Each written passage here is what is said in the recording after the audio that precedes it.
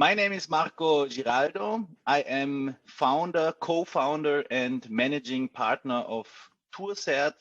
That's an innovation, consulting, and certification company for sustainability and responsibility in tourism. Besides my role of general management, I'm specialized in sales, marketing, and development of the company. And I'm happy for this interview.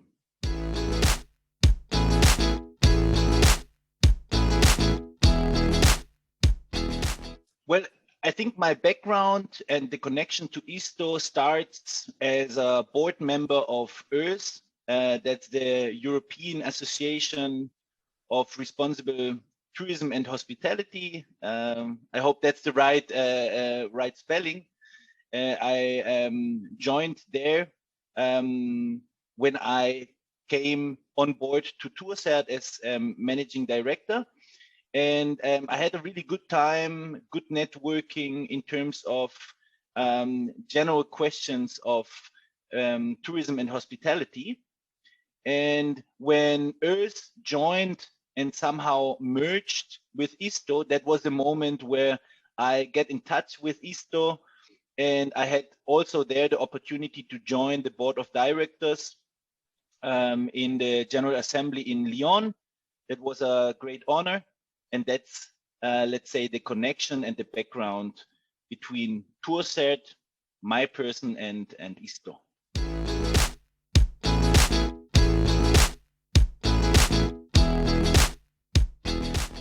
I think we have challenging times worldwide and at the same time. So such a crisis we have never experienced in tourism. And especially tourism is a branch, a sector that the past years only knew one direction, and it was upwards. We saw a big success story, 1 year better than the other. And with COVID-19, everything stopped. And that's beside the psychological damage we have experienced now, a big challenge for the future in tourism. We are working for more responsibility, more sustainability in tourism for around 20 years. And we see that all the empowerment, all the engagement, all the success stories in this area of sustainability and responsibility are somehow stopped or somehow put away for a moment because companies worldwide are just fighting to survive. So that's a big issue. We have to make sure that sustainability and responsibility comes back to the table of management as soon and as fast as possible. And that in the future, it's seen not like a trend we could follow. It should be seen as a new discipline of good management, of future tourism management. It has to be something that is put on the top of the agenda, of the touristic agenda. And that's something we have to make sure in the future. First of all, we have to accept that tourism was damaged worldwide. So there are, I would say, 3 main pillars we have to work on. First of all, we have to rebuild tourism.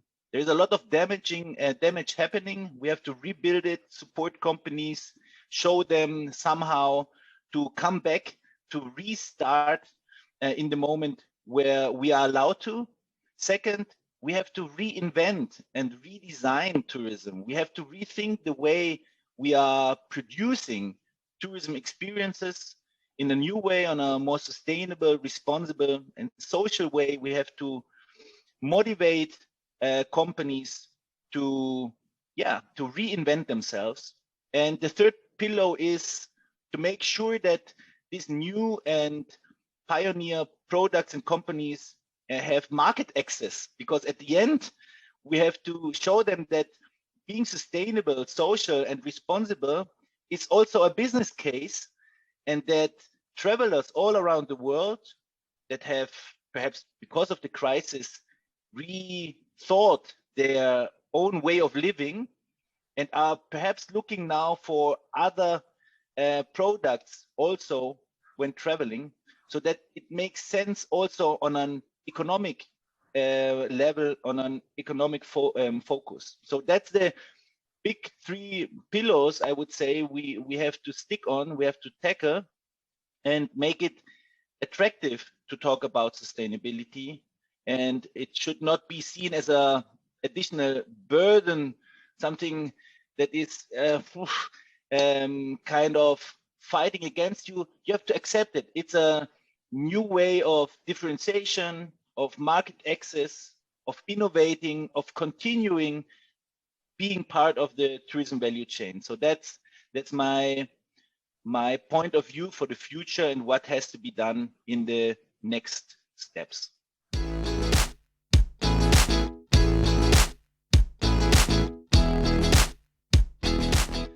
As I said already, we are seeing big problems. COVID is only one of the big waves we have to deal with.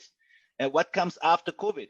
It's climate change, recession, loss of biodiversity, and that's something we can't solve alone. Yeah, no one should think that he or she is able to do it by herself, by himself. So we need cooperation, we need networks, we need somehow platforms to exchange knowledge, best practices, to help each other. Cooperation and competition at the same time, to accept that we can only succeed together. And that's the reason why it's important that organizations like ISTO, TourCert, and many other members work together, come together at one table to support each other in terms of motivation, to being able to continue to lead the future tourism story somehow, but also to exchange practical tools to show, to support each other with knowledge, with networks, with other important things that could result out of cooperation. So that's my big, that's my view and my opinion. We have always invested a lot of time in networking, in building up cooperation. That's the only way where we can really work on the big things coming up. And that's also the reality of TourCert. Everything we have really succeeded in is because we had always trusted and good partners with us and around us. And that's also in terms of ISTO and the big value I see of being member of ISTO, this exchange, somehow also the feeling of friendship within colleagues in tourism. So that's refreshing and helping in the future tourism history, I would say.